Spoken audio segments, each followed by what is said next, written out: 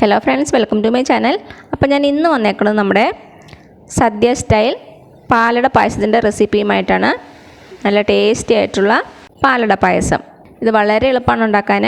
അപ്പോൾ നമുക്ക് നമ്മുടെ പായസം എങ്ങനെ ഉണ്ടാക്കുന്നതെന്ന് നോക്കിയാലോ. അപ്പോൾ നമുക്ക് നമ്മുടെ സദ്യ സ്പെഷ്യൽ പാലട പ്രഥമൻ ഉണ്ടാക്കാൻ തുടങ്ങാം. അതിനുവേണ്ടി ഞാനിവിടെ എടുത്തേക്കുന്നത് 1.5 ലിറ്റർ പാലാണ്. പാലെടുക്കുമ്പോൾ ഫുൾ ഫാറ്റ് മിൽക്ക് തന്നെ എടുക്കാൻ ശ്രദ്ധിക്കുക. നല്ല കട്ടിയുള്ള പാല്. ഇനി ഇതിലേക്ക് നമുക്ക് 1 കപ്പ് വെള്ളം കൂടെ ചേർത്ത് കൊടുക്കാം. ഇനി നമ്മുടെ പാല് നന്നായിട്ടൊന്ന് തിളച്ച് വരട്ടെ. പാലടയ്ക്ക് ഏറ്റവും നല്ലത് ഇതുപോലുള്ള ചെറിയ അടയാണ്. ഞാനിവിടെ എടുത്തേക്കുന്നത് ഡബിൾ ഹോഴ്സിൻ്റെ റൈസ് പാലടയാണ്. ഇതൊരു 100 ഗ്രാമോളം ഉണ്ടാകും. നമുക്കിത് നെയ്യിലൊന്ന് വഴറ്റിയെടുക്കണം. അതാദ്യം ചെയ്യാം. പായസം ഉണ്ടാക്കാൻ വേണ്ടിയിട്ട് ഞാനിവിടെ ഒരു പാത്രം വെച്ചിട്ടുണ്ട്. അടികട്ടിയുള്ള പാത്രം എടുക്കാൻ ശ്രദ്ധിക്കുക. നമ്മുടെ പാത്രം ചൂടാകുമ്പോൾ ഇതിലേക്ക് 1 ടേബിൾ സ്പൂൺ നെയ്യ് ഒഴിച്ചു കൊടുക്കാം. ഒത്തിരി നെയ്യ് ഒഴിക്കരുത്. നമ്മുടെ പാലടയ്ക്ക് നെയ്യുടെ ടേസ്റ്റ് വരാൻ പാടില്ല. വളരെ കുറച്ച് മാത്രം നെയ്യ് ഒഴിച്ചു കൊടുത്താൽ മതിയാകും. ഞാനിവിടെ 1 ടേബിൾ സ്പൂൺ നെയ്യ് മാത്രമേ ചേർക്കണുള്ളൂ. ഇപ്പം എന്താ നമ്മുടെ നെയ്യ് ചൂടായിട്ടുണ്ട്. ഇതിലേക്ക് നമ്മുടെ അട ചേർത്ത് കൊടുക്കാം. 100 ഗ്രാം അട.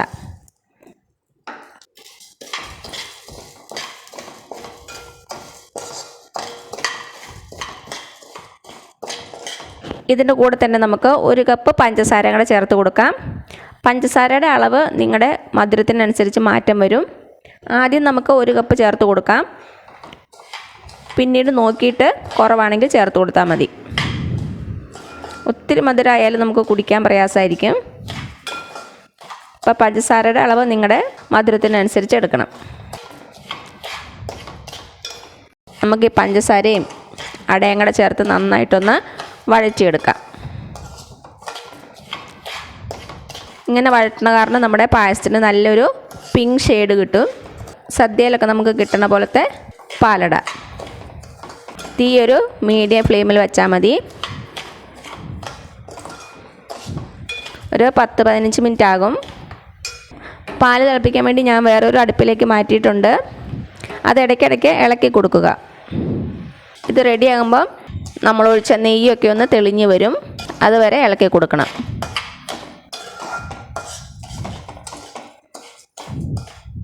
ഇത് വളരെ എളുപ്പമാണ് ഉണ്ടാക്കാൻ. ഈ വഴറ്റണ ജോലി മാത്രമേ കുറച്ച് കഷ്ടമായിട്ടുള്ളൂ. പാല് ചേർത്ത് കഴിഞ്ഞാൽ പിന്നെ നമുക്ക് കണ്ടിന്യൂസ് ആയിട്ട് ഇളക്കി കൊടുക്കേണ്ട ആവശ്യമൊന്നുമില്ല. പാല് തിളപ്പിക്കാൻ വെച്ചതും ഇടയ്ക്കിടയ്ക്ക് ഇളക്കി കൊടുക്കുക. ഇതിൻ്റെ കളർ ചെറുതായിട്ടൊന്ന് ചേഞ്ച് ആകാൻ തുടങ്ങിയിട്ടുണ്ട്. നല്ലൊരു സ്മെല്ലൊക്കെ വരുന്നുണ്ട്. ഒരു ലൈറ്റ് ഗോൾഡൻ കളറായിട്ടുണ്ട്. കുറച്ച് നേരം കൂടെ വഴറ്റി കൊടുക്കാം. ഇപ്പോൾ ഒരു 10 മിനിറ്റോളം ആയിട്ടുണ്ട്. ഇപ്പോൾ ഇതിൻ്റെ നെയ്യൊക്കെ പതുക്കെ തെളിഞ്ഞ് വരാൻ തുടങ്ങിയിട്ടുണ്ട്. ഇളക്കാനൊക്കെ കുറച്ച് പ്രയാസമായിട്ട് തോന്നും. കളറൊക്കെ അത്യാവശ്യം നന്നായിട്ട് ചേഞ്ച് ആയിട്ടുണ്ട്.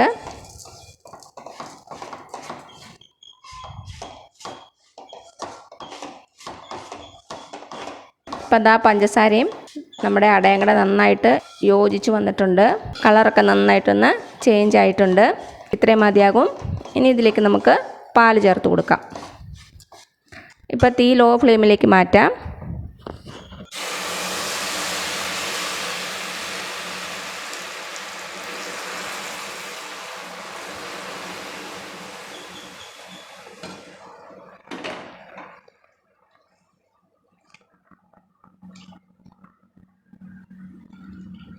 പാലൊഴിച്ച് കൊടുത്തിട്ടുണ്ട്. ഇപ്പോൾ അടിയിലൊക്കെ കട്ടയായിട്ടിരിക്കും. തിളച്ച് വരുമ്പം നന്നായിട്ട് യോജിച്ച് വന്നോളൂ. ഇളക്കി കൊടുക്കുക. ഇപ്പം ഞാൻ തീ കൂട്ടി വെച്ചേക്കുവാണ്.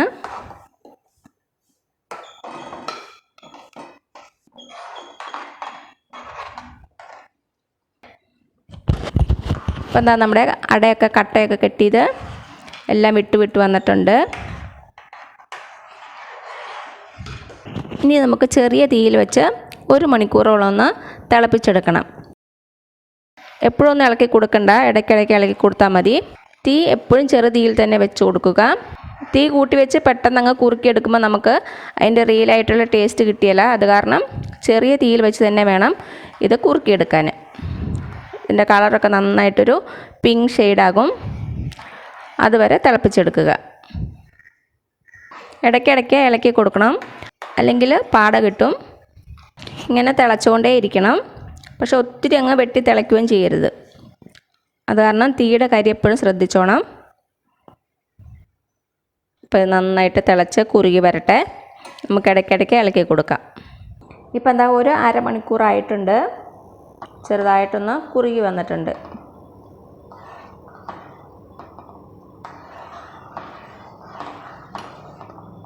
പാലും അടയും കൂടെ നന്നായിട്ട് യോജിച്ച് വരണം. അട പ്രത്യേകം കിടക്കും, പാല് പ്രത്യേകമായിട്ട് കിടക്കും. അങ്ങനെ കിടക്കരുത്. കളറൊക്കെ ചെറുതായിട്ട് ചേഞ്ചായിട്ട് വരുന്നുണ്ട്. ഇനിയും തിളച്ച് നന്നായിട്ട് കുറുകി വരട്ടെ. ഇപ്പം എന്താ നമ്മുടെ പാലട വെച്ചിട്ട് 1 മണിക്കൂറായിട്ടുണ്ട്. കളറൊക്കെ നന്നായിട്ട് ചേഞ്ച് ആയിട്ടുണ്ട്. കണ്ടോ, പാലും അടയും കൂടെ നന്നായിട്ട് യോജിച്ച് വന്നിട്ടുണ്ട്. അത്യാവശ്യം നന്നായിട്ട് കുറുകി വന്നിട്ടുണ്ട്. ഇനി ഇത് ഇരിക്കുമ്പോൾ കുറച്ചുകൂടി ഒന്ന് കുറുകും. ഇപ്പം നന്നായിട്ട് കുറുകിപ്പോയെങ്കിൽ കുറച്ച് ചൂട് പാലും കൂടി ഒഴിച്ചിട്ട് ഒന്നും കൂടി ഒന്ന് തിളപ്പിച്ചെടുത്താൽ മതി. നല്ലൊരു മണമൊക്കെ വരുന്നുണ്ട്. അവസാനമായിട്ട് നമുക്കിതിലേക്കൊരു 2 നുള്ള് ഉപ്പും കൂടെ ചേർത്ത് കൊടുക്കാം. ഉപ്പ് ചേർക്കണം. നമ്മൾ മധുരമുള്ള എന്തുണ്ടാക്കിയാലും ഒരു 2 നുള്ള് ഉപ്പും കൂടെ ചേർത്ത് കൊടുക്കണം. അപ്പോഴാണ് അതിൻ്റെ റിയലായിട്ടുള്ള ടേസ്റ്റ് നമുക്ക് കിട്ടുന്നത്. 2 നുള്ള് ചേർത്താൽ മതി. നന്നായിട്ടൊന്ന് മിക്സ് ചെയ്ത് കൊടുക്കുക. മധുരമൊക്കെ ഒന്ന് ചെക്ക് ചെയ്ത് നോക്കുക. കുറവാണെങ്കിൽ ചേർത്ത് കൊടുക്കാവുന്നതേ ഉള്ളൂ. എനിക്കിപ്പോൾ ഇത് കറക്റ്റ് മധുരമാണ്. സാധാരണ പാലട പായസത്തിൽ നമ്മൾ കാഷ്യൂനട്ടും കിസ്മിസും ഒന്നും വറുത്തിടാറില്ല. നിങ്ങൾക്ക് ഇഷ്ടമാണെങ്കിൽ കുറച്ച് കാഷ്യൂനട്ടും കിസ്മിസും നെയ്യിൽ മൂപ്പിച്ച് ഇതിലേക്ക് ചേർത്ത് കൊടുക്കാവുന്നതേ ഉള്ളൂ. അപ്പോൾ ഇനി ഓണമൊക്കെ അല്ലേ വരണത്, എല്ലാവരും ഒന്ന് ട്രൈ ചെയ്ത് നോക്കുക. എന്നിട്ട് അഭിപ്രായങ്ങളൊന്നും അറിയിക്കാൻ മറക്കരുത്. ഞാൻ ഇതിനു മുമ്പ് സദ്യയുടെ കുറേ റെസിപ്പീസ് അപ്ലോഡ് ചെയ്തിട്ടുണ്ട്. അത് പ്രത്യേകമായിട്ടൊരു പ്ലേലിസ്റ്റ് ഉണ്ടാക്കി അതിലിട്ടിട്ടുണ്ട്. കാണാത്തവരൊന്ന് കണ്ടു നോക്കുക. അപ്പോൾ ഈ വീഡിയോ ഇഷ്ടമായാൽ താഴെ കാണുന്ന ചുമന്ന സബ്സ്ക്രൈബ് ബട്ടണിൽ ഒന്ന് പ്രസ് ചെയ്ത് സപ്പോർട്ട് ചെയ്യണേ. അപ്പോൾ അതിന് തൊട്ടടുത്തൊരു ബെല്ലൈക്കൻ വരും. അതും കൂടെ പ്രസ് ചെയ്ത് ഓൾ എന്നുള്ള ഓപ്ഷൻ കൊടുക്കുക. ഇനി പുതിയ റെസിപ്പി ആയിട്ട് വരുന്നവരേക്കും thank you so much. By.